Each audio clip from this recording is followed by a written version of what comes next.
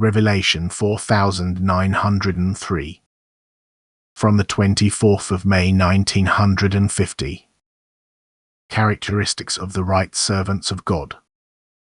Anyone who proclaims the gospel to his fellow human beings, who helps them to attain the truth, to rightly recognize what the human being's destiny is, will truly not remain without my help, for his thoughts and actions meet my approval and I bless his activity. Only selfless love must motivate him to do so, love for me and for his fellow human beings whom he knows to be in spiritual need. If other motives are decisive, if self-love is the reason for activity for my kingdom, then he cannot feel like a true servant of God, then he is just a worldly servant. He practices a profession which is assessed exactly like any other worldly profession. Then he is not seriously active for me and my kingdom, but he serves himself. Self-love has urged him to his profession and my support is accordingly. And thus I assess spiritual activity according to the human being's will, for I look into the hearts of those who want to serve me. Where the serious will exists, the attitude towards me is also the right one, and consequently also the prayer. As soon as a person speaks to me like a child to its father, he is united with me and constantly draws strength from me.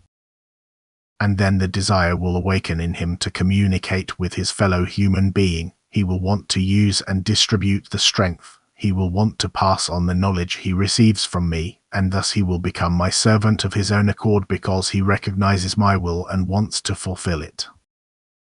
And now I can completely grasp him and direct all his thoughts because he has handed himself over to me through his will, because he has relinquished all resistance against me by establishing the right relationship with me, his Creator and Father of eternity. But this is how a true servant of mine must be, completely devoted to me and listening to my voice within himself. Only then is he suitable as my representative on earth to proclaim my gospel to the children of the world whom he wants to turn to me. He conveys the truth to them which he has recognized himself, which I myself convey to him mentally or through the inner word. Anyone who calls upon me in Jesus as Father will also think correctly, because I will never allow him to walk in error if he has turned to me.